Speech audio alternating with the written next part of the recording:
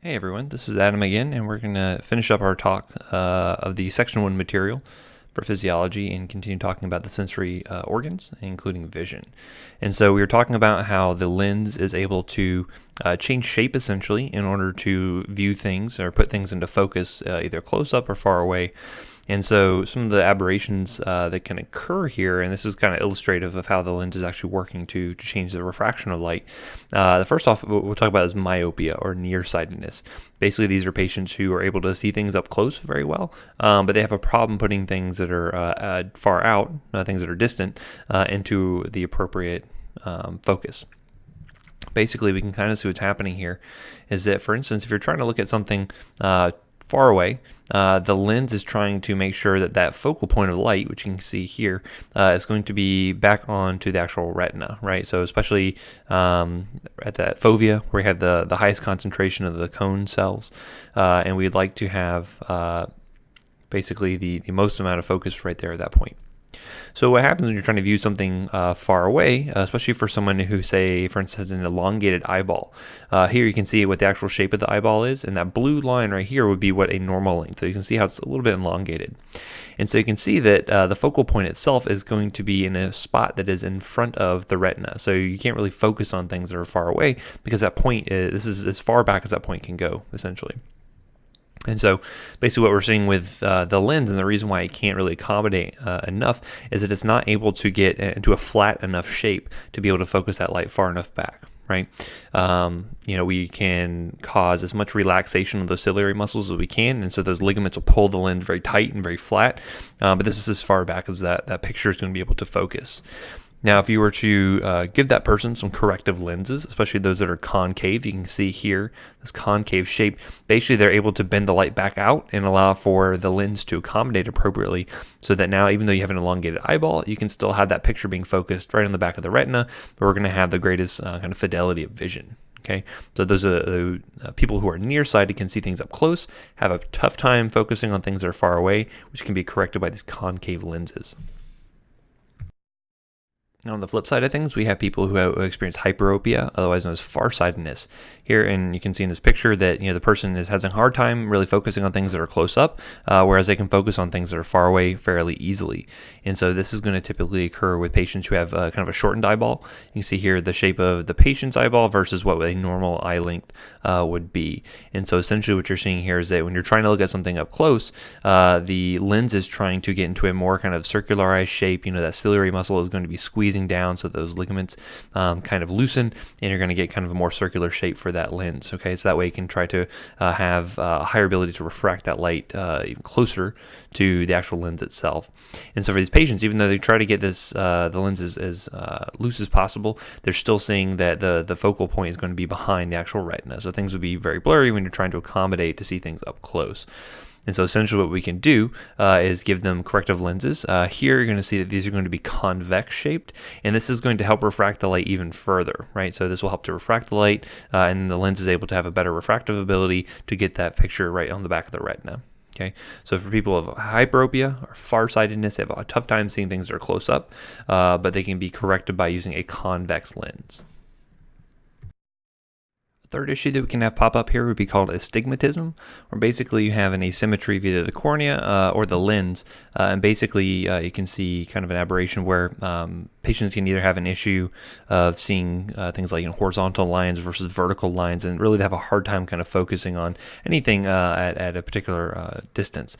So it's not like myopia or hyperopia where they can see things up close or far away. This is a problem where you're having kind of multiple focal points being generated based on either changes in the cornea or the lens itself. Basically, there's a few different ways you can fix this, but the ways that can do so with just lenses themselves is use kind of a cylindrical lens that allows for kind of helping this to bring these focal points into one single point, so that way things get a little bit better, more clear vision for those patients. And here you can kind of see a picture of kind of the differences between astigmatic cornea versus just a normal one. So to summarize our points about refraction of light and how we can get it focused onto the retina. Again, the normal state is going to be emmetropia or normal vision. This is where you're going to see that the rays of light are going to be focused right on the back of the retina, getting us a clear picture. No correction is going to be needed for them to do so. You You can have myopia or nearsightedness, where patients are going to have an easy time seeing things that are close up, have a hard time seeing things that are going to be far away. And that's mainly due to patients who have a little bit too long of an eyeball. You can see when they're trying to focus on things that are far away, they're not able to get this focal point far enough back onto the retina. So you see that the focal point is up right in front of the retina, and they can't focus on things that are far away.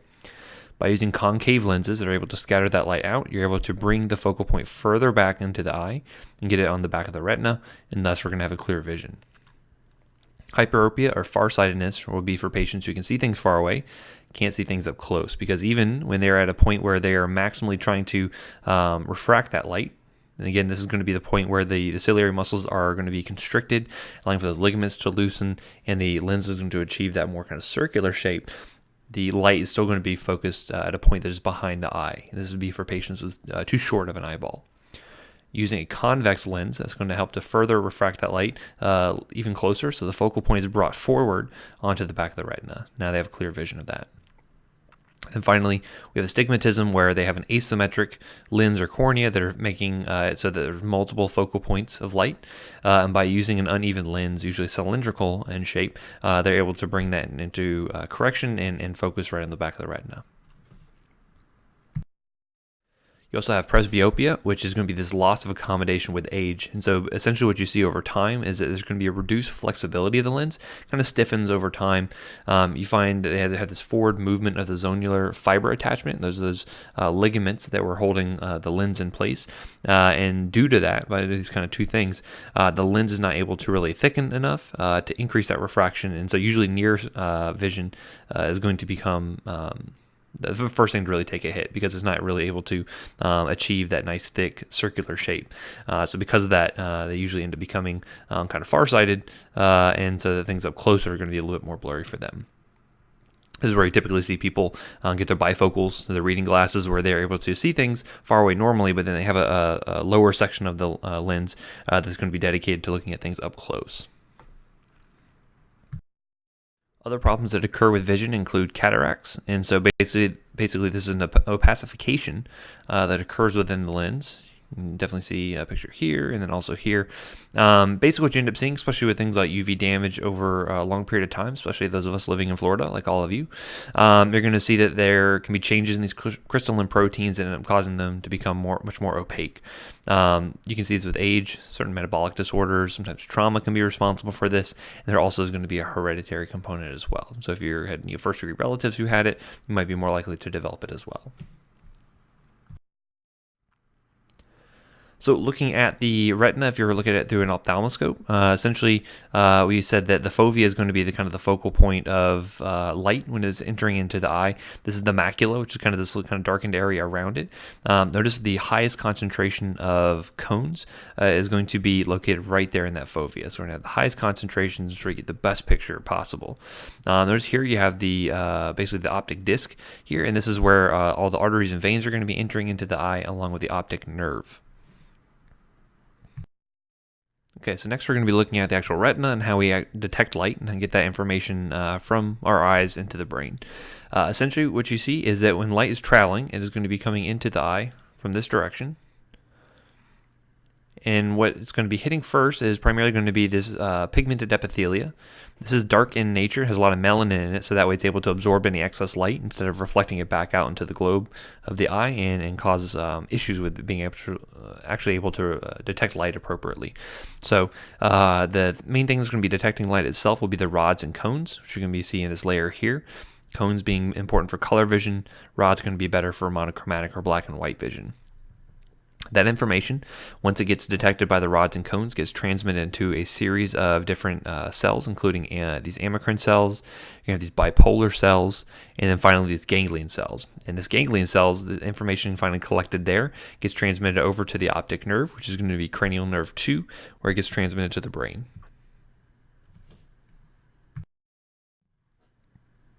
Again, just another picture showing you that the direction of light is coming from this direction. The pigmented epithelia is absorbing any excess light that's not being detected by the rods and cones.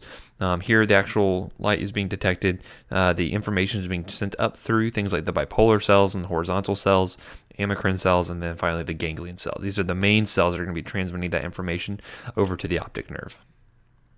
So if the light's coming in this direction, you're going to see that the direction of neural activity is actually traveling up. So the first thing we're going to look at will be the rods, and we mentioned that these are important for black and white vision, especially in low light conditions. And so what the outer segments here of rhodopsin have, or I'm sorry, of the rods have, are going to be a product called rhodopsin, which we'll see in a second why that's so important. But basically, this is one of the main movers and shakers when it comes to the actual detection of light. You'll find that the rods are going to be most sensitive to green light, and that makes sense when you're kind of looking at the color detection, the spectrum of detection that the different types of rods and cones have. Typically with cones, there's 3 different types. You have blue cones, green cones, and red cones. And you notice that rods are going to be most similar to green cones. So as you might imagine, when you look at especially movies and things like that where there's night vision, oftentimes the vision's kind of green, because when you're in low light situations, you'll find that green light is absorbed best, and so that we have the best ability to kind of get kind of fine vision out of that when it's in low light conditions. Biggest thing to note here is that it does require vitamin A, and one of the things you'll see with patients who are severely deficient in vitamin A over a long period of time, developing night blindness. They have a really hard time seeing at nighttime. But what happens here is once the rhodopsin undergoes its changes, you'll see that information will be, basically action potentials will be sent down through the inner segment here. We're going to find other organelles of the cell, including mitochondria and whatnot. Finally, the nucleus residing here. And then finally, the synaptic body, where it's going to be communicating with some of the other cells like bipolar cells and amacrine cells to eventually get over to the cranial nerve. The actual chemical reaction that's occurring when light is being detected by the rods is going to be through this breakdown of rhodopsin. Basically, light energy is going to actually catalyze this reaction so that rhodopsin gets broken down to several different components. There's a few intermediaries here, which I'm not so keen on you guys remembering, but the important thing is you can see where vitamin A comes into play. And essentially, it either is going to be stored as all-trans retinol or can be interconverted as all-trans retinal. Essentially, this retinal plus scotopsin are able to combine together to form rhodopsin. This is kind of the resting state. What you normally end up seeing is that in low light situations, you will find that the channels here, there's some sodium channels located on the rod, which allow for a kind of leaky influx of sodium. And this is dependent on having a lot of cyclic GMP around, right? So in a dark situation, you're going to have a lot of cyclic GMP around, and you're going to keep these sodium channels open. When you have a high amount of light around, you're going to find that these cyclic GMP concentrations will go down, and thus these chambers are actually going to close, and you'll find that sodium is going to be left on the outside of the cell. Okay. Now, we saw when we're talking about action potentials, typically you're going to find that depolarization occurs when you have sodium entering into the cell. And so actually what happens here is you're going to find you're hyperpolarizing these cells. And so this is how they're actually detecting light, is by sending signals that they're being hyperpolarized rather than being depolarized. This is kind of a one-off situation, more of an exception than the rule for a lot of other types of sensory inputs. But you can see here how this electronegativity is being maintained here. Normally when you have high amounts of cyclic GMP around, these channels are open, allowing sodium to flow in, and this is being balanced out by having potassium being floating out of these cells. And you're also going to have the sodium-potassium ATPase pump that's trying to keep things in line, basically. Okay. So what happens when light comes along is you're going to find that rhodopsin is going to be broken down and actually will activate this G protein called transducin. Transducin will then activate a phosphodiesterase, which is important for breaking down cyclic GMP. Okay, cyclic GMP gets broken down, and then you're going to have these channels close. Okay, cyclic GMP is around at high levels. These channels stay open, sodium flows in, and it's like the light, no light is being detected at that point. When you have increasing amounts of light, more and more cyclic GMP starts to get broken down, more and more of these sodium channels get shut down, and the more and more hyperpolarized these cells are going to become. And that's more signals they're going to be sending over to the various neuronal cells and eventually transmit that information over as light to the brain. Again, looking at the visual pathway, for these pictures, you're going to find the light's going to be traveling in this direction from the bottom of the slide up. And you can see that there's a little bit of differentiation between looking at cells or looking at areas of the retina, especially in the fovea where you have the highest number of cone cells here. This is where the clearest picture is going to be detected when you are looking at a given image, right? This is going to be kind of more peripheral to that. You're going to notice there's going to be kind of a mixture of rods and cones, but right there in the fovea, right there in the center of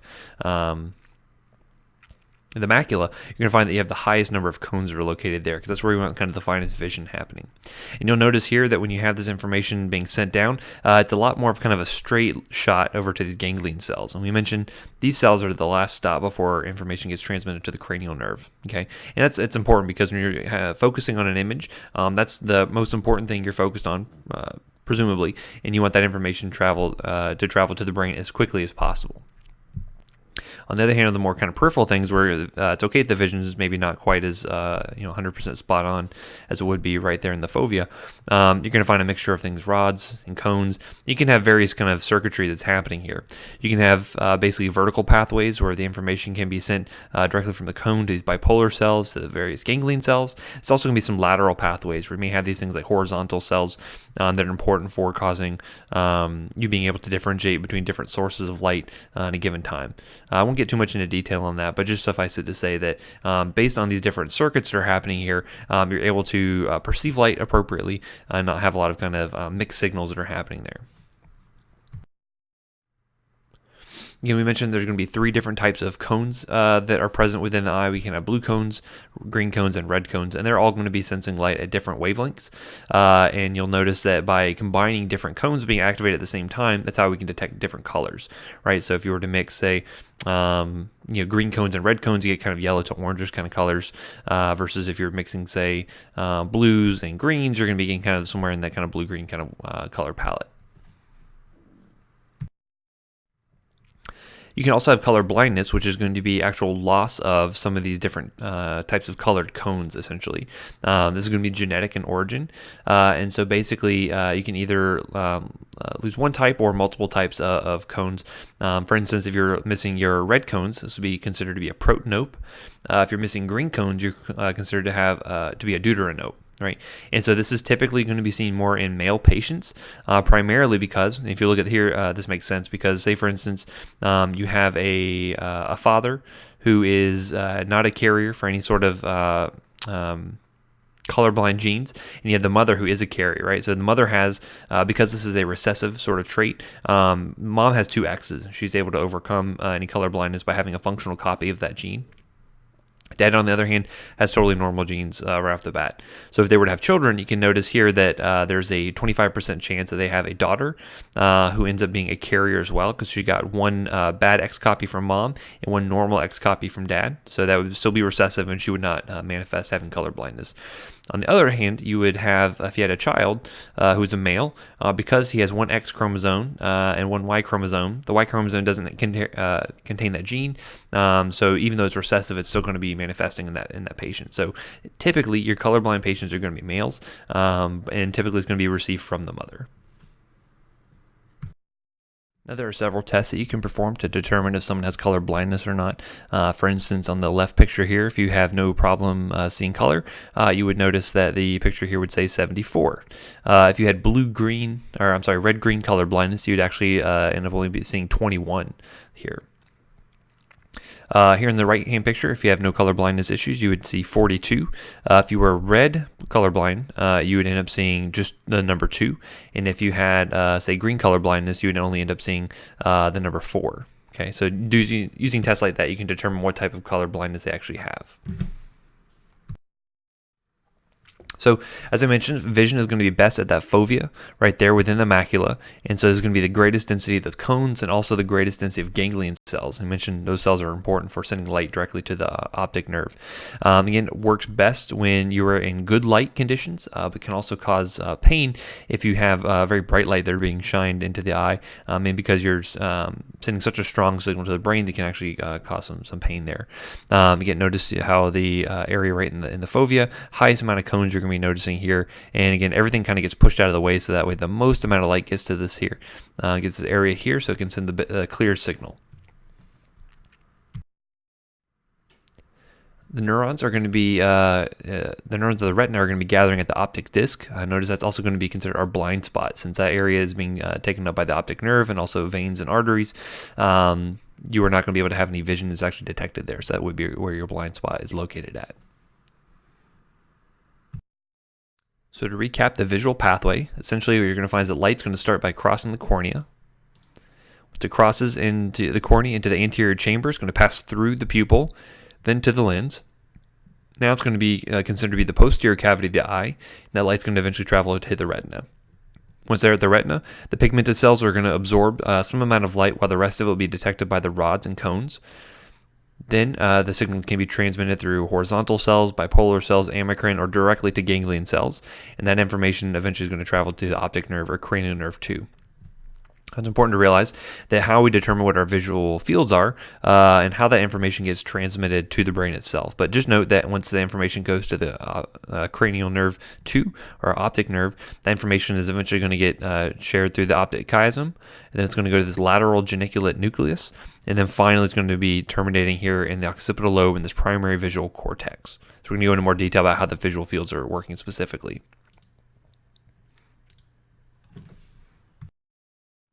So looking at the visual fields, it's important to remember that when light is coming into and through the lens, the objects and images get flipped left to right and then upside down. So essentially, when you're looking at the right eye, you can see that light is coming, say, from the medial aspect, or say from the nasal bridge here. You can notice that it's going to be transmitted over to the right side of the eye, or the lateral aspect. Okay.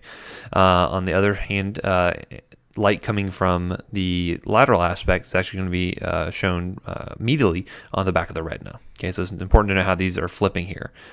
When you're looking, on the other hand, the exact same thing is happening, where information coming from the medial aspect or the nasal aspect is going to be transmitted over to the lateral aspect of the retina, and then information coming from the lateral aspect is going to be transmitted to the medial aspect of the retina. Okay, so it's important to notice how this information is crossing over here. Okay. So understanding how these visual fields are going to work, if you look here at this picture, you notice the eyes are going to be focusing on, say, a single image. So we call this the point of fixation, right? So both of the eyes are focusing on this point right here. Okay, you can notice what in each of the visual fields ends up looking like for each eye, and you kind of notice what the binocular field is going to look like when you combine these two images together. The way that these two images get kind of converged, even though they're being set, the eyes are set apart some amount of space, the way that the brain can kind of process both of these pictures together to form binocular field and give us, depth perception and things like that, is by the fact that all the information coming in from, or all the light coming in from the right side of the body is going to get transmitted over onto the left side of the eye. So for the right eye, you're going to see the information coming in from the right actually gets sent over to the medial aspect of the eye, of the retina. And again, information from the right gets sent and transmitted over to the lateral aspect of the left eye. And if you follow these tracks, you can see here that the lateral aspect of the left eye travels down here through the optic nerve and it hits this optic chiasma. All the information from the left side or anything shown on left side of the retinas are going to be sent over into this geniculate nucleus and then are going to be projected back to the occipital lobe. Okay, so by sending both of those signals from both eyes together, your brain is eventually able to process that into one binocular field or binocular vision. On the flip side of that, all the information coming from the left side of the visual field gets sent over to the right side of the eyes, or the retinas. And so you can see how this will go to the left eye that hits the medial aspect of the retina. On the right eye, it's going to be hitting the lateral aspect of the retina. But if you follow these tracks again, you notice here that there's a crossover at the optic chiasma. Here, you're going to notice that the left eye is actually the thing that crosses over. So it hits that lateral geniculate nucleus and then goes back to the occipital lobe. Okay, you're going to have some projections that go into things like the thalamus so that you can have certain reflexes to light. So if imagine if something hops out and scares you, like that's kind of a reflex. And your body's kind of incorporating several senses at once, but one of the primary things is that visual change that occurs can trigger some autonomic reflexes. In the optic nerve, cranial nerve 2, that's going to go through this optic chiasm. That optic tract is going to send it to the lateral geniculate nucleus, the thalamus, and then you're going to find that it finally ends up in the primary visual cortex in the occipital lobe. Okay. So again, looking at the occipital lobe, you'll see here it's kind of located on the backside of the brain, kind of sitting superiorly to the cerebellum.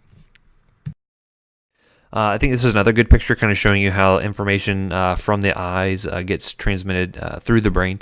Again, notice here all the right tracks, so all the information coming in from the right side of the body are going to be in the red tracks here, are going to be traveling back and get incorporated to the same side of the brain essentially. Vice versa, left, you can look at the blue lines here, so left light coming in from the left side travels through here, and all the blue lines are kept together.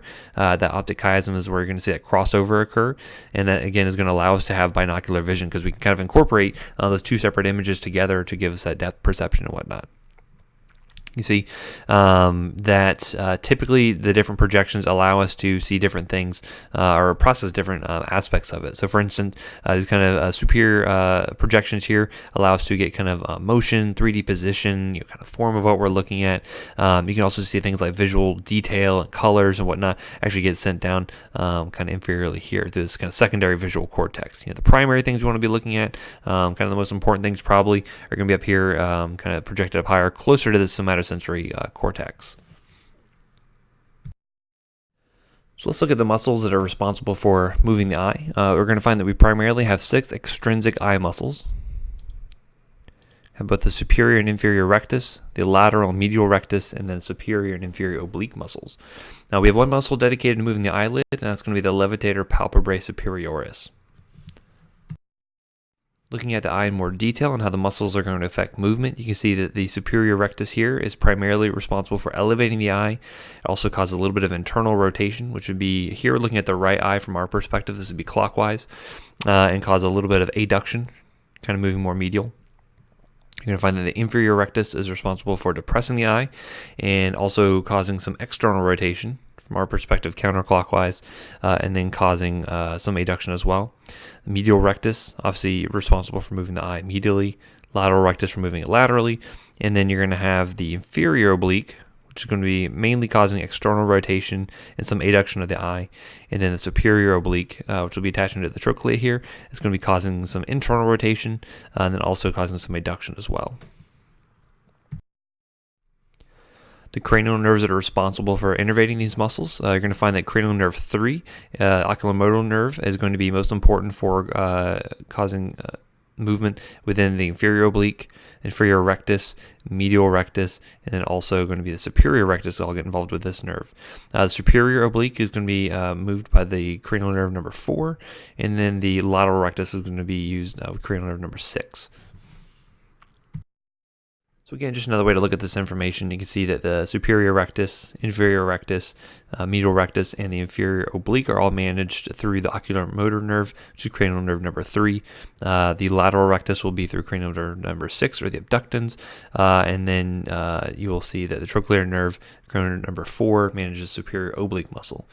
And that levator palpebrae superioris, or the eyelid muscle, is going to be used through cranial nerve number 3 as well. And so the way you could actually test for proper function of the muscles, again, this slide kind of tells you how you should move the eye in order to be able to detect the muscles working appropriately. Primarily with the superior rectus, the way that the attachments work, the best way to tell actual function is to, you can see it on the picture here, actually have the patient look laterally, and if the muscle is able to function appropriately, superior rectus will be able to move the eye upwards, inferior rectus will move the eye downwards. Okay. On the flip side, if you wanted to use just the superior inferior obliques, you'd actually have the patient look medially, and then if they could elevate and depress their eye, that would give you an indication that those the superior and inferior oblique were working appropriately. And then pretty straightforward for the lateral rectus, if they can look laterally, medial rectus, they can look medially, shows that those muscles are still working intact. So hopefully this GIF does not creep you out too much, but I think it illustrates a good point. One of the things you'll note is that there's really, when you're looking at something, you're not really staying fixated any given time. The eye is kind of constantly in motion. We can manage this through what we call both voluntary fixation, which allows a person to actually fixate on a chosen point, and then involuntary fixation, which is actually the brain kind of managing things and allows us to maintain fixation without us having to really think about it too much. And so what can happen is called this saccadic movement, which is really kind of interesting. Basically, by constantly shifting the eye a little bit, even though you're getting technically a different picture, the brain is able to kind of suppress that and allow us to kind of see one picture. But by moving the eye in kind of sporadic type movement, you're going to see that we can kind of keep the image fresh, kind of keep re-stimulating those rods and cones appropriately, so we keep getting a good image there. So you can see in this picture here kind of what the kind of movement of the eyes could look like based on these dotted lines, which are going to be the kind of involuntary fixation, whereas the straight lines are going to be the voluntary movement to a fixation site. So you notice how you'll have like certain movement to a site, the eye will kind of bounce around a little bit, then you can have another voluntary fixation occur there. You'll see that this is done through a couple of different primary kind of projections here, where you'll find that the cranial nerves that are responsible for moving the eye, we mentioned cranial nerve number 3 being really important, 4 and then 6 as well. These are all going to be synapsing here within this vestibular nuclei and up through here, mainly through the brainstem. You're going to find that those will have projections out both into the visual association areas where involuntary fixation occurs here, and then for the voluntary, which makes sense, it kind of goes up to the frontal lobe, where you're able to kind of pick a point you want to focus on and stay right there. And then finally, the occipital lobe will take over and allow for the involuntary fixation to happen. So that's it for vision. Next off, we're going to move into hearing, which is a little less complicated, but not by much. All right, so the primary things we're going to be looking at in the ear will include the outer ear. We're going to have the middle ear and then find the inner ear. We're going to spend the most time talking about the middle and the inner ear, which you can see here. Middle ear is mainly focused on the eardrum, along with the ear bones that we're going to be looking at, and then finally the inner ear will be dealing with the cochlea and also the cochlear nerve. Outer ear is going to be everything outside of the eardrum, essentially. And so primary things we're going to be looking at include the tympanic membrane, or the eardrum. We're going to see our 3 auditory bones, including the malleus, the incus, and the stapes, and then finally the cochlea, which include both the vestibular apparatus and then also the actual cochlea, which allows us to hear, and all that information being transmitted through the cochlear nerve. So note here that the main cranial nerve that will be responsible for both part of our sense of balance and also hearing is going to be this vestibulocochlear nerve, or cranial nerve number 8. You can see here how it has some projections from the vestibular ganglion here to the vestibular apparatus, and then also the cochlear nerve itself kind of joins up there. All that being cranial nerve number 8. So we're going to get to hearing eventually, but right now I want to start off by talking about our sense of equilibrium. So I mentioned within the inner ear, the vestibular apparatus, which is again connected to the cochlea, but it's primarily going to be seen here, made up of the semicircular canals. You can notice here both the anterior, posterior, and the lateral canals here. You'll find the saccule and the utricle right here, and the saccule here, and then also the otoliths. Otoliths are going to be found within the utricle and the saccule. You're going to more prominently have these ampullae. They're going to be located within the semicircular canals. And then, again, all of this is going to be connected to the cochlea, which is going to be primarily responsible for our sense of hearing. Just a closer up picture of what the cochlea connected to the vestibular apparatus is looking like. Again, notice that the cranial nerve number 8, or this vestibulocochlear nerve, is innervating this, with the vestibular nerve kind of branching off and connecting up with both our utricle, saccule, and then our ampullae as well. So the primary sensations are going to be coming from these particular sections. So I mentioned that the vestibular apparatus is responsible for providing us with a sense of equilibrium. I mentioned that it's also located within the inner ear and connected up to the cochlea. The primary thing you're going to find is that the semicircular canals, and there's 3 of those. I mentioned the superior canal, posterior, and then the lateral canal or horizontal canal. Those are responsible for rotational accelerations. When you move your head side to side or up to down, you're going to be able to maintain your balance, right, due to this. You'll also find that the linear acceleration, both either horizontal or vertically, so imagine you're sitting in a car and you're pressing down the gas, that kind of horizontal acceleration, those are going to be, those kind of sensations are managed by the utricle, the saccule, and then the otolicit are within there. The semicircular canals you're going to find are going to have these ampullae, and we'll talk about those in detail and how those are functioning in particular. So within the inner ear, you're going to find they have this bony labyrinth, which within you're going to find both the cochlea and also the vestibular apparatus and what we call the membranous labyrinth. Basically, between the two, you're going to find what we call perilymph. And again, this is kind of an offshoot of cerebrospinal fluid or CSF fluid. So basically the perilymph is there, and then actually within the membranous labyrinth themselves is going to be what we call the endolymph. So you can see here you have CSF kind of coming off and helping to form both our perilymph, which you kind of see here in this kind of orange area, and then the endolymph is going to be kind of this blue area here. Yes, the endolymph is going to be within the actual structures themselves. Perilymph is going to be between the bony and the membranous labyrinth.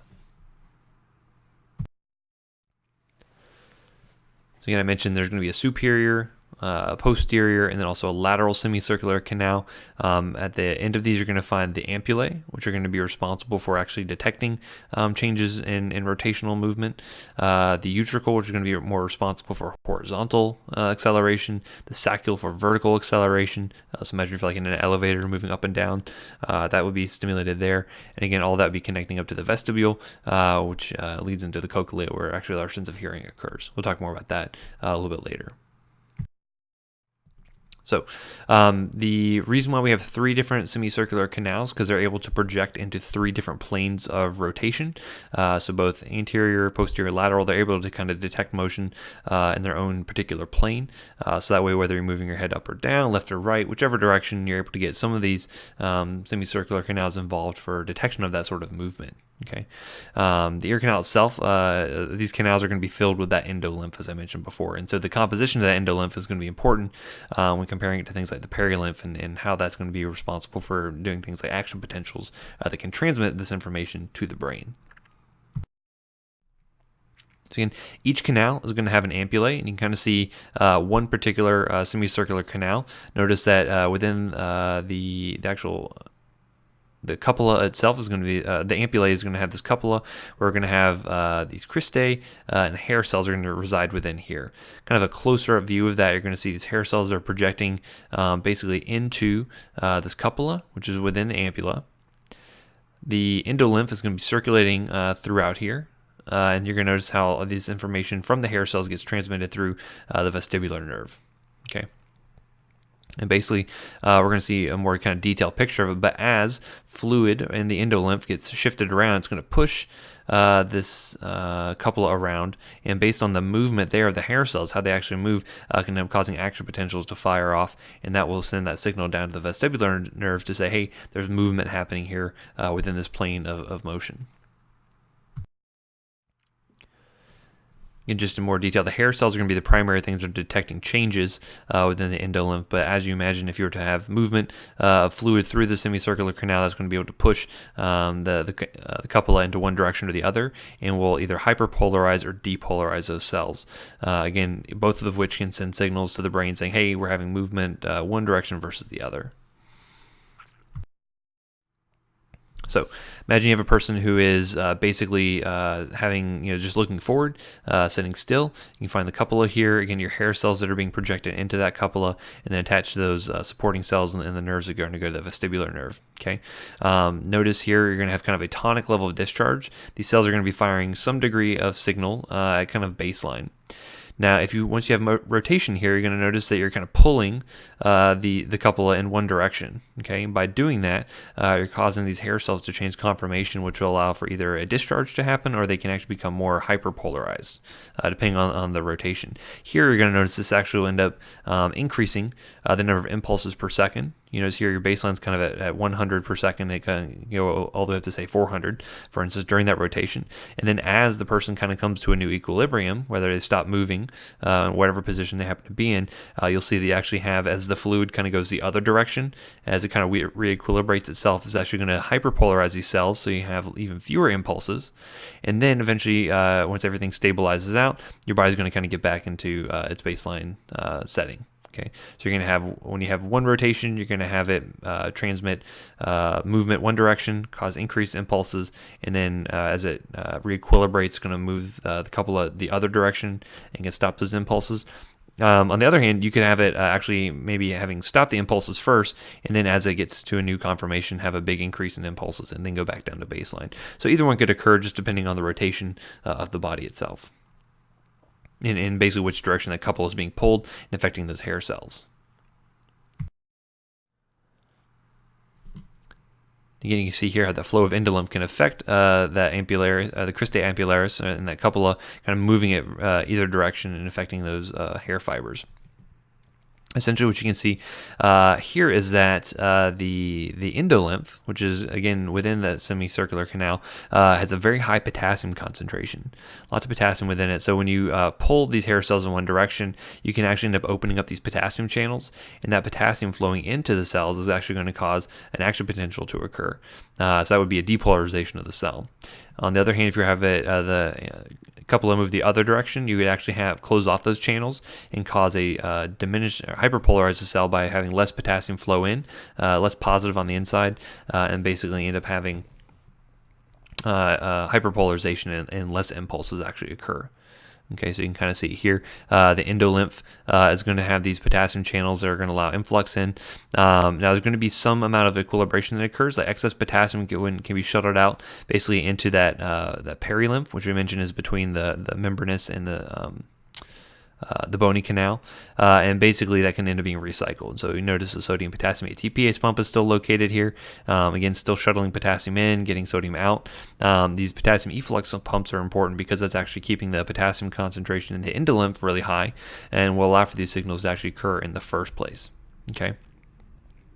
This is another good picture kind of showing you the direction of flow that occurs when you're having a turning motion in one direction. You can actually have increased firing of those cells versus if you had direction in the movement in the other direction.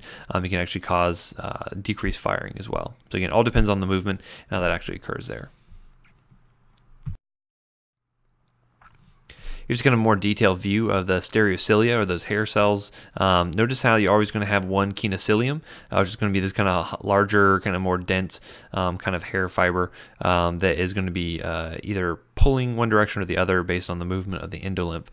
So for instance, if you were to pull basically the kinocilium this direction, the endolymph was flowing in this direction, pulling it this direction, this way, you ended up seeing the action potentials increase because you're opening up these potassium channels, allowing those potassiums to flow in, essentially. On the other hand, if you were to have it flow this other direction, they can actually close those potassium channels. You have be more hyperpolarized cell, essentially, and you're going to see fewer action potentials occurring there, right? Notice your baseline's kind of in the middle there when you're kind of at a resting state. And just another picture showing kind of the same thing we were already talking about, how basically pulling the kinocilium in one direction is going to cause activation and increased number of discharges based on potassium channels opening up. You're going to also see that calcium is going to be important here as well. Calcium helps to release neurotransmitters that depolarize some of those sensory dendrites there within the cranial nerve as well. So potassium, again, going to be in high concentrations within that endolymph, and that's going to be responsible for causing depolarization of these cells when it's being pulled in one direction. Again, pulling in the opposite direction here, it's stereocilia, see deactivation and decreased discharge there. And so based on that code is going to tell you which direction the head's moving in based on if you're having increased or decreased discharges. So the semicircular canals are going to be for rotational movement of the head, or of the body, and you're going to find that the utricle and the saccule are going to be responsible for that linear acceleration. So imagine the utricle is going to be if you're sitting in a car, you hit the gas or you hit the brakes, linear acceleration one direction or the other, and then the saccule is going to be good for vertical movement or vertical acceleration. So think about being in an elevator. Basically, you're going to find that the hair cells of the stereocilia that are embedded within these organs are going to be basically embedded in this otolithic membrane, essentially. Basically what you find, and again, if you imagine the utricle sitting here, notice how the otolithic membrane is going to be sitting kind of in a horizontal plane versus the saccule is going to be sitting in a more kind of vertical plane. Again, here you can see the utricle and the saccule and kind of how they're oriented. Essentially what you find is that you're going to have these otoconia, or basically these calcium carbonate crystals. They're here. They're pretty heavy for the most part. And so if you imagine as you have increased movement in one direction or the other, you're going to be pulling these otoconia, which are heavier than the fluid surrounding it, and pull those hair cells in the same manner that you saw with the semicircular canals, right? So as you were to have movement, say in this direction, say to the left, you're going to be pulling those otoconia, since again inertia is going to lead them to want to stay at rest. You're going to pull them in the opposite direction and pull these hair cells this direction as well. On the flip side, if you were to have movement to the right side of the screen, you see the otoconia pull this direction, and the hair cells again would be depolarizing more because you're pulling that kinocilium away. So you're working very similar to the semicircular canals, is just detecting a different type of movement. So if you imagine a person who has their head upright and then say move their head bent forward, you can notice how this can be affected. Again, the otoliths are just kind of sitting at a resting membrane potential.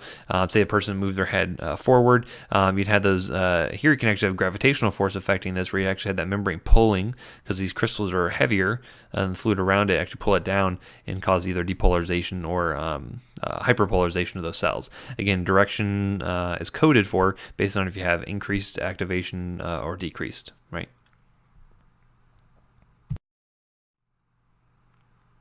So we mentioned vestibular nerve is going to be connected up to the vestibular cochlear nerve, or cranial nerve 8, and that'll synapse into the vestibular nuclei of the medulla oblongata and the cerebellum. Okay. Basically, the medulla is going to be sending neurons up into the oculomotor area of the brainstem, and this actually helps to control eye movements as well down the spinal cord. So again, as you are sensing changes in movement within the vestibular apparatus, the eyes can respond appropriately. Eyes can help to interpret that information, and then also send down the spinal cord so that you can move. You can catch yourself if you sense something, if you're about to fall, something like that. So lots of different ways that this gets kind of connected together so that you can incorporate lots of different information and respond accordingly if you had a sudden change in position.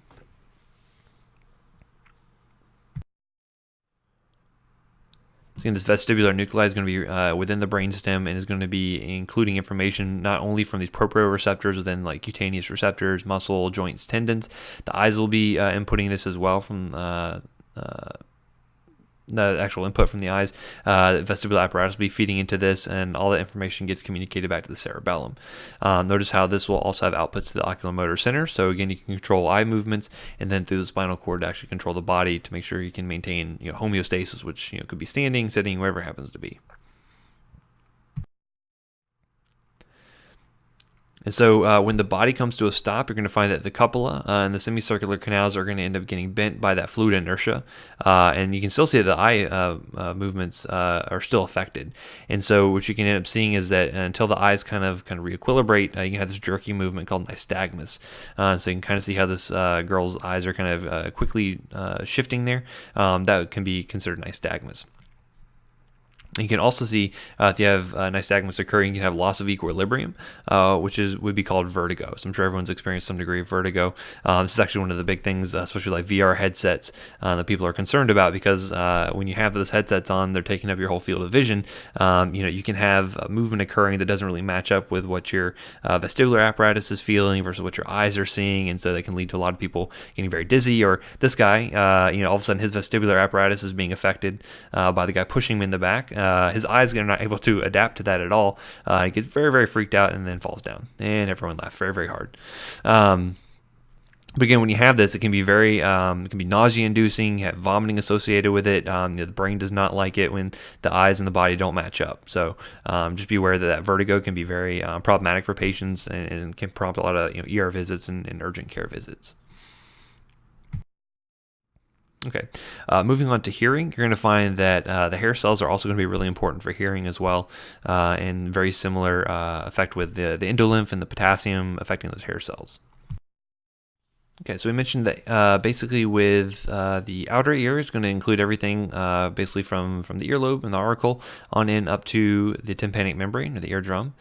The middle ear is mainly going to be containing the eardrum along with our auditory ossicles, and then the inner ear is going to include the cochlea all the way up through the vestibular cochlear nerve and everything within there. So the outer ear is really responsible for kind of funneling in sound through the pinna, the auricle, the helix, basically into the external auditory canal, which you can see here. And that's going to channel all that sound waves basically into the tympanic membrane. That's not trademarked, that just stands for tympanic membrane, or otherwise known as the eardrum. So then between the tympanic membrane and the cochlea, you're going to find we have 3 auditory ossicles. It's going to include the malleus, which you can see the malleus here, the incus, and then the stapes. Right, so 3 different bones. Again, you can see here the malleus, the incus, and then the stapes. So just not quite so bone looking in this picture, but you can kind of see how they go. Basically, the stapes is going to be attached to that oval window. There's an oval window right here in the cochlea. Basically, you can kind of see how the foot plate of the stapes, translated would be stirrup, essentially, so you can kind of see how it gets that stirrup kind of look to it. But that's going to be connected to the oval window of the cochlea. We'll see some more kind of improved pictures of the cochlea in just a second. But the stapes is going to be attached to the oval window and actually transfers vibrations into the cochlea itself. So the actual transference of sound waves from the eardrum is going to travel through the incus, the malleus, the incus, and the stapes, and based on this kind of hinge configuration it has, transmits those vibrations into the cochlea. You'll find there's a stapedius muscle that can actually help to dampen. You can see the stapedius muscle kind of right here. That actually can control, based on how tight or loose it is, how much of those vibrations get transferred over the cochlea. Because obviously, we don't want too much sound to go through, otherwise that could damage the cochlear nerve or damage the cochlea and lead to deafness over time. Right. So this is something that is good because it can help to dampen some of that sound when it's too intense. It's another really good picture, so you can see the tympanic membrane here and how it connects up to the malleus. That's going to transmit those vibrations over into the incus and then finally the stapes. Here you can see basically the tensor tympani muscle. This is also useful for helping to tighten and can control the amount of basic movement those the sound waves can be converted into. Here's that stapedius muscle I mentioned as well, which can also be really important for that. Notice how this is going to be transferred into the oval window. You notice the oval window right here. This is the cochlea, and you're going to find a kind of a reciprocal window here called the round window. Basically, this is kind of the relieves kind of the pressure from the sound waves pushed in here. So if you were to push in the oval window, basically you end up seeing kind of a compensatory outward force on that round window there as well. So you can see the cochlea, how it's kind of has a very kind of conch-like shape to it. Basically, if you were to unfurl that, you can see kind of what it looks like here. And so essentially, you have your stapes connected to the oval window, and as it transmits those sound vibrations, it'll lead for those vibrations to go through this perilymph here. You know, this perilymph is going to be here within the actual cochlea, and then you're actually going to have endolymph that's located within basically this basilar membrane here. But anyway, this kind of top portion that the sound waves are being transferred into is going to be called the vestibular canal. You're going to find that the tympanic canal is going to be inferior to that. And basically, the sound waves can travel through, it's over to the apex, and then eventually that information gets, or those sound waves end up getting output to that round window. So you can see here, if I was to push in on the stapes, that perilymph gets shifted as well, and eventually would get kind of output in the round window. I uploaded a link to a video that's actually really good and kind of walks you through how this whole process works, and I think it's really good to see some of this in motion because it kind of makes better sense. But essentially, though, what we end up seeing with the way that we're able to detect sound is based on the frequency of it, and that's usually going to be measured in hertz, or Hz is abbreviated to. You're going to find that higher frequencies are going to have higher pitches associated with them. Usually the range for humans can be anywhere between, say, 20 to 20,000 hertz.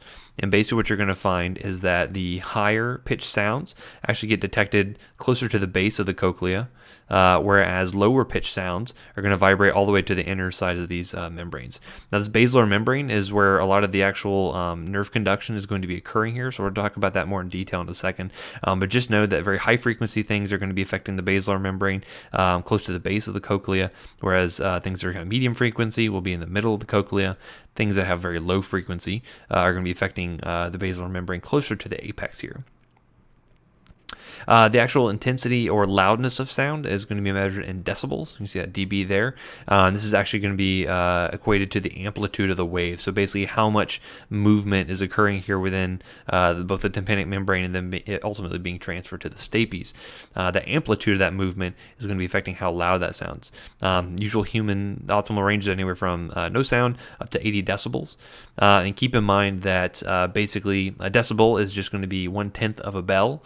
And so for every 10 decibels, you're actually getting kind of a tenfold increase in the actual sound. So some people think that, 80 decibels is going to be, twice as loud as 40 decibels. And it's really not. It's going to be 10, 100, 1,000, 10,000 times louder in that situation. So just keep in mind that, when someone says, we're going to, pump this up 10 decibels, that's actually a pretty big change in sound in a lot of cases. So.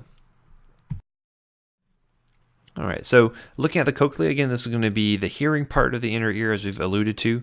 Again, you can imagine if this is kind of unfurled a little bit, and then this would actually be, this picture here is a cross-section of the cochlea. Essentially, it's going to be made up of three main chambers. You're going to find the upper chamber as a portion of the bony labyrinth, and is going to be connected to that oval window that the stapes is hooked up to. And this is called the scala vestibuli. This would be the chamber right here. This would also end up being known as the vestibular canal, as we saw in a previous picture. There's going to be a lower bony chamber. It's going to be called the scala tympani, or the tympanic canal, which you can see here is basically the lower end of this. And then you're going to find that both of these organs are going to be filled, or both chambers are filled with perilymph, right? So perilymph is kind of a derivative of that cerebral spinal fluid. We're going to find there's also going to be this middle chamber here where most of the actual detection of sound occurs. So this middle portion, or third chamber, is going to be called the scalar media, or the cochlear duct. And again, this is going to be smacked right in the middle between that scala vestibuli and the scala tympani. Again, this is the lower chamber where it's going to be hooked up to the round window. This is that upper chamber where the sound's initially coming in and being hooked up to the oval window. Now, this chamber here, the scala media, is actually filled with endolymph, and we said it's a very high potassium-containing fluid. The scala media itself is going to be containing the organ of Corti. So here you can see the organ of Corti right here, and then this is what's converting the actual sound waves that get input through the scala vestibuli into electrical impulses. Basically, and again, another name for this membrane here is called this basilar membrane. You're going to see that there's movement occurring here based on the actual vibrations that get transmitted through the scala vestibuli and scala tympani. Basically, this movement we're going to see is eventually going to turn into action potentials, which can be detected by the brain as sound. So again, sound transmission typically is going to occur through the outer ear, through the ear canal, to the tympanic membrane. That's going to be hooked up directly to the malleus, the incus, and finally the stapes, and into the oval window. That oval window of the middle ear is going to be displacing that perilymph in the scala vestibuli. Again, just by that basic movement back and forth, it's going to be displacing that fluid. The vibrations pass through the vestibular membrane into the cochlear duct, which is that middle duct right here that we mentioned. And this is going to be affecting that organ of Corti, which is going to be filled full of that endolymph versus the perilymph. And the vibrations pass through the basilar membrane into the perilymph of the scala tympani. So again, around the corner here, the apex, and eventually out to the round window. It's not necessarily flowing out here, but again, this is kind of a closed system, and so you can actually see some pulsation of that as the vibrations come through. The video I mentioned has a good picture of that actually occurring. So again, the sound waves get transmitted through the cochlear duct at locations, and it depends on that frequency of sounds. We mentioned that the low frequency sounds are going to be transmitted farther along the basilar membrane. So sounds that get detected here are considered to have a low frequency, versus sounds that are closer to the base are considered to have very high frequency. They don't make it very far before those sound waves are being dampened enough to where they don't really travel any further. And so looking here, if you were to take, again, kind of unfurl the cochlea and have it just kind of one long tube, you can see here this scala media right here. Here's scala vestibuli, scalar tympani, and then you're going to have this basilar membrane and scala vestibuli right here in the middle. Again, smaller, higher frequency things are going to be transmitted just right here closer to the base. Medium frequency sounds are going to be here in the middle. Then finally, low frequency sounds very far towards the end here. Basically, this movement back and forth based on the sound waves that are being experienced are going to translate into electrical signals based on the hair cells that occur. So basically, that basilar membrane moving backwards and forwards actually is going to generate some electrical current, as we'll see in just a moment. You can kind of see here how the frequency of things are able to travel, how far they are from the stapes. Lower frequencies are going to be traveling much, much farther. I think it's another good picture of a cross-section of the cochlea. You can see the scalar vestibuli, scala tympani, and then also the scalar media. Basically, you can have the basilar membrane here. You're going to have the organ of Corti, which is located within here as well. But this is also known as cochlear duct. And this is kind of a close-up of the organ of Corti. Notice you're going to have the basilar membrane here. You're going to notice the vestibulocochlear nerve, how this is going to be innervating some of these hair cells. We'll talk about the inner versus the outer hair cells in just a moment, but they're going to be stuck within this tectorial membrane. Okay, so basically this basilar membrane is able to move upwards and downwards based on the sound waves that are being inputted through that perilymph. Notice this whole thing here is going to be surrounded in endolymph, so that's an important thing to remember. So, as you mentioned, the organ of Corti, you're going to have these sensory hair cells. Are going to be located on that basilar membrane, and they project up into the endolymph of the cochlear duct. Okay, so here's a picture. You see that tectorial membrane we mentioned. Here's the stereocilia, those hair cells. You can notice basically the vestibulocochlear nerve, how it's projecting into here on these hair cells. This would be considered an inner hair cell, and this would be considered to be in one of those outer hair cells. Here's your basilar membrane. Here's your tectorial membrane where the actual hair cells, the projection of those stereocilia actually go up into that membrane itself. Okay. And then based on this movement, we'll look and see how this is going to be very similar to the vestibular apparatus, but based on the action potentials generated here, you're going to see that this gets transmitted through the vestibulocochlear nerve or cranial nerve 8 eventually to the brain. So what happens when sound waves enter the scala media? Basically, you're going to see this tectorial membrane vibrates, and that's going to bend the stereocilia. Okay, so if you're going to have movement upwards or downwards, you're going to change the conformation of these hairs, and then by doing that, you're going to open up those potassium channels, very similar to the vestibular apparatus, that's facing the endolymph, which is a lot of potassium in the endolymph. It's going to rush in and depolarize the cell. And then eventually the K that gets into those cells gets sent out into the perilymph, where it can then eventually be eventually can make more endolymph essentially. But based on these depolarizations from this potassium rushing in, that will again translate into action potentials that will be picked up by the cochlear nerve and transmitted over to the brain. So notice here when you have the basilar membrane moving up and down in response to the signals, you're also having some lateral movements here as well that can change the conformation of these hair cells. Potassium rushes in, discharge of the membrane, and get an action potential. Once the organ of Corti picks up on the signals, it's going to be transmitted via the vestibular cochlear nerve or cranial nerve number 8. That is going to go synapse eventually in the medulla oblongata. So you can kind of see how we are right here in the medulla. That is going to typically cross over and occur at the lateral lemniscus. We talked about that before when we were talking about cutaneous sensation. You're also going to see some crossover that occurs at the midbrain over here at the inferior colliculus, which is going to be located right here. So you can actually see some crossover happen here as well. And then once it gets into the midbrain, it'll go to the medial geniculate, eventually to the thalamus. You can see that here. And then go to the auditory cortex of the temporal lobe. So again, most of it's going to be synapsing here within the medulla, and then that crossover is going to happen there. So a couple of reasons why hearing may be impaired. One is going to be conduction deafness, or where the sound waves are not actually being conducted from the outer ear to the inner ear. Some of this may be due to impaction of things like earwax. Sometimes foreign bodies can actually be in the ear and prevent transmission there.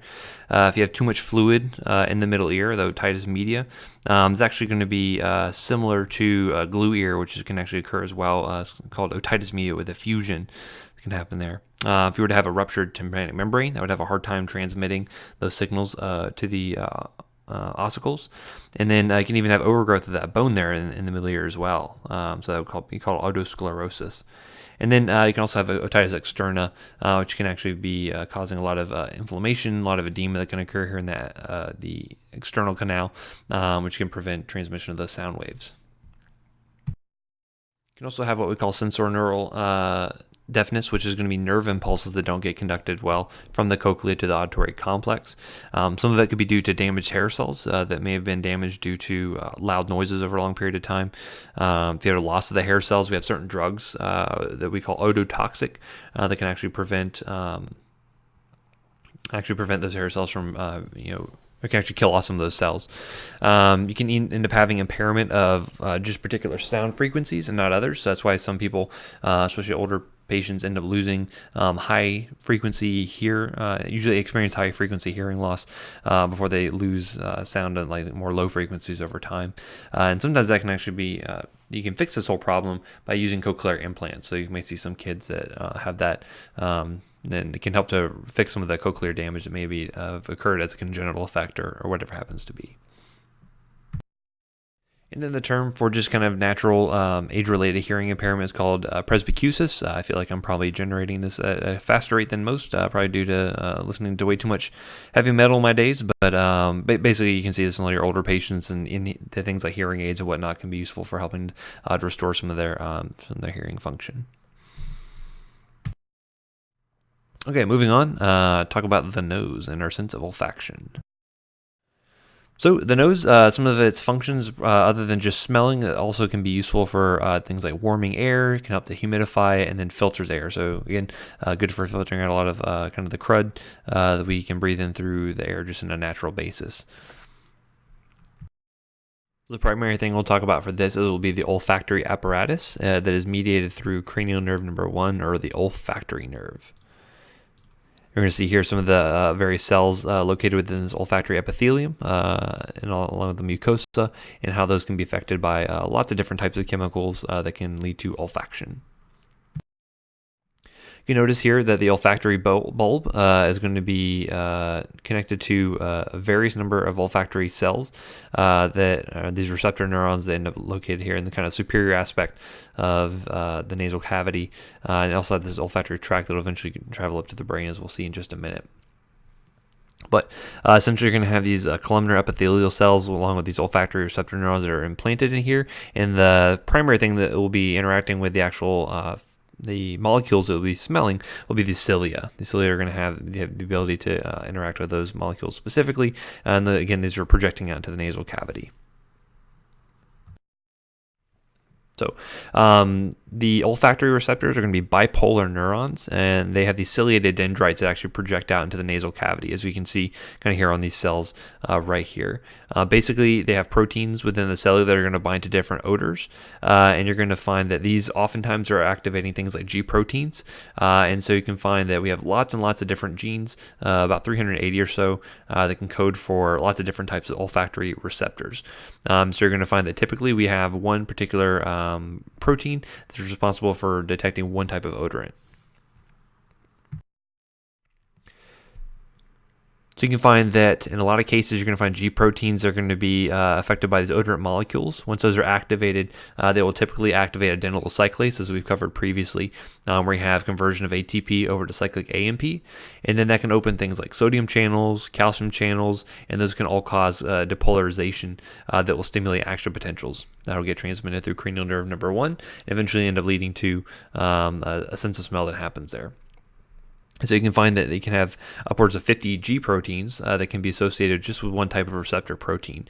This means that we can have a lot of really great sensitivity through amplification of this, to where even one tiny molecule can lead to possible, you can smell something like sulfur is a really good one. So if you ever smell like rotten eggs or something, that's a really good detection limit, to where you can smell in just very few parts per million, or in some things you can even smell in parts per billion, because it is so sensitive in how they can affect lots of G proteins with just one ligand binding a receptor. So I mentioned the olfactory neurons are going to be transmitted through the olfactory bulb, and that's going to go through the olfactory tract, and then basically you're going to have the olfactory center. This can be located at the base of the frontal lobe to the medial aspect of the temporal lobe. So you end up seeing how these projections kind of come in right through here to this olfactory area. Here's another good picture of that olfactory neuroepithelium. Notice not a whole long distance it's going to have to travel in order to get to the thalamus and all of that. So, a couple variations here of these chemoreceptors, because again, the sense of smell is considered a chemoreceptor as you're responding to these different chemicals. You can have some that are going to be considered to be interoreceptors, which actually detect changes of chemicals within the body. That includes things like those osmoreceptors on the thalamus we mentioned previously. It can be things like changes in pH or blood pressure and things like that. Exteroreceptors are going to be more referencing our receptors that are responsible for taste and smell. Okay. Again, taste is going to be responding more to chemicals and things that are dissolved, usually in some sort of liquid, like in food and drink. And then smells are going to be better responding to those molecules in the air, as you know. But it's important to know that taste is going to be mostly mediated not only through your receptors on the tongue, but also through olfaction as well. So again, people who have kind of a lack of smell, they don't really get a ton of taste out of food because there's only so many taste sensations that we can have. But you can have lots of different types of smell receptors being activated by types of food and whatnot. So we'll look at taste in just a minute, but you'll realize that it's much less sophisticated than the actual sense of smell is. So looking at taste and how we can sense, you can notice here how the tongue is a piece of skeletal muscle tissue that actually doesn't move any actual bones, as opposed to a lot of most of the other skeletal muscle tissue that's out there. Another term for taste would be gustation, and you're going to find that these receptors are going to be lying within what we call taste buds. So you can see a picture of this right here. Basically, you can have the taste receptor cells, and you're going to be have the cilia that go out into a taste pore, and again, you'd have the oral cavity here. So again, this would be the afferent nerves within the connective tissue. They're going to be responding to the action potentials generated within these taste receptors. Basically, they're going to be about 50 to 100 these specialized epithelial cells that have these little microvilli, which you can see right here, these little hair-looking things. They're extend out through the pore. They can end up having end up responding to the environment of the mouth. Again, just a look of a taste pore. Again, this is a similar kind of taste pore here, but these hairs are what's going to be responding to various chemicals that will be coming in through the mouth. So again, taste buds primarily located on the tongue. You're going to find that different papillae are going to be responding to different types of flavors, and are also going to be innervated by different types of cranial nerves. So you can see the fungiform papillae right here. These are going to be located on the anterior surface of the tongue. You'll find that information travel here based on the facial nerve or cranial nerve number 7. You can have the circumvallate. You can see the circumvallate right here, kind of located on the base of the tongue. This is going to be on the posterior surface, and that's actually going to be transmitted through the glossopharyngeal nerve or cranial nerve number 9. And then you're also going to have papillae on the sides, which would be this filiform, the foliate papillae. And so this is also going to be transmitted through the glossopharyngeal nerve or cranial nerve number 9. So I'm sure some of you guys have done this in college, A&P, and things like that. It's thought that certain taste buds are only capable of transmitting certain tastes, and those are located only in specific areas of the tongue. So for instance, you have more salty and sweet kind of taste receptors on the tip of the tongue, more bitter receptors say on the back. Sour things maybe to the side. You can find that with a strong enough signal, you're going to find that certain taste buds can be overridden and can respond to tastes that may not otherwise, especially high concentrations. But also you're going to find there's going to be some overlap here. So you can probably taste something sweet, not just on the tip of your tongue, but elsewhere. But that's where you probably have that greatest number of receptors there. Once cranial nerve 9 and 7 get information from these papillae, those are going to be transmitted through the medulla, from the medulla up to the thalamus, and you're going to find that the thalamus can send that information over to the primary gustatory cortex and the insula. And also it gets some information to the somatosensory cortex and the parietal lobe, and also in the prefrontal cortex as well. Okay, so mainly coming straight from here up to the medulla, from medulla to the thalamus. Notice there's no crossover here necessarily, so things, sensations coming in from the right side of the tongue would stay on the right side of the brain. So what's interesting here is how the different receptors respond to different inputs. So for instance, salty receptors are going to respond to things differently than a sour receptor. So for instance, on the salty type of receptor, it's going to allow for influx of sodium through these ion channels. When something salty comes by, like a piece of fried chicken or French fry, that salt is going to come in through these channels and allow for depolarization here. Once that occurs, calcium channels are opened and will allow for a neurotransmitter to be released onto these sensory neurons. On the other hand, you can have things that taste sour, and it will typically end up releasing hydrogen ions. Hydrogen ions can be come through these channels as well and cause a very similar picture to what we see with the salty. On the other hand, I'm sure you guys are familiar with the taste umami, which is seen with like things like MSG, kind of that savory kind of taste to it. Very similar to sweet sensation, and will typically respond to some G proteins actually.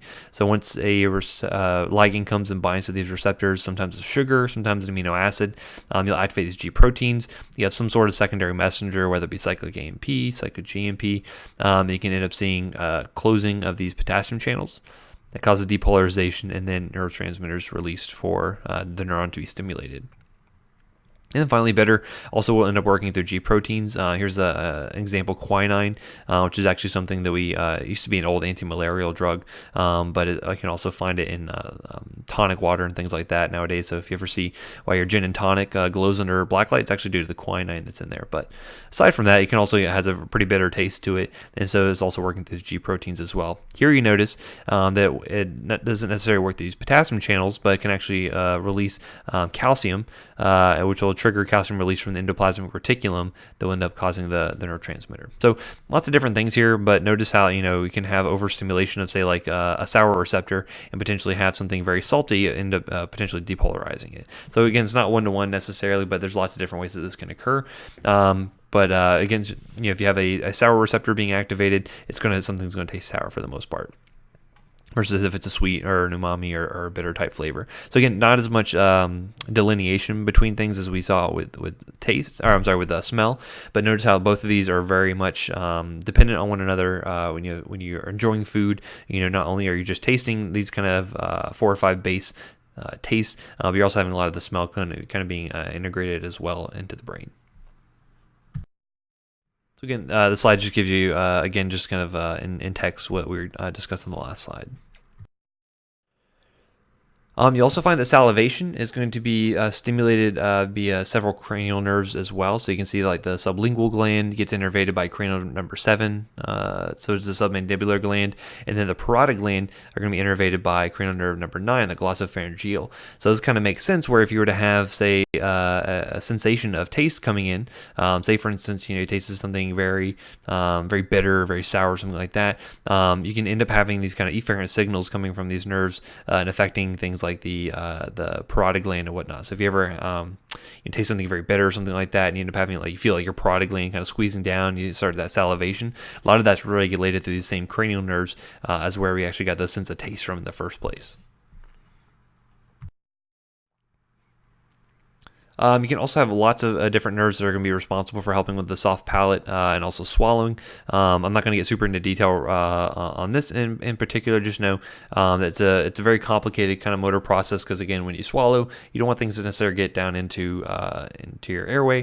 You want things to go just down into the GI tract, and again, when you're not swallowing, have the airway open and clear for breathing. So lots of nerves that are involved in this. I'm not going to get super specific on this for testing purposes. Just know that it's a much more complicated process than one might first think. Again, taste and smell are very much integrated with one another. We find lots of people that if they have an issue to where, say for instance, they've had certain smoke inhalation damage or something like that, where they actually can damage the sense of smell, they actually don't get a whole lot of enjoyment out of tasting food anymore, because really they're only getting those 4 or 5 basic senses, and it really doesn't. They lose a lot of the enjoyment out of eating. So very, very important to make sure we're integrating both taste and smell when considering these sensations and how they're going to be working in our day-to-day lives. Okay, so that'll be it for the material for Section 1 Physio. I will have the review on Tuesday, and I will be accepting questions up until probably I go to bed on Thursday night. So anyway, if you have any questions in the meantime, though, feel free to stop by or send me an email. Thanks so much. Bye.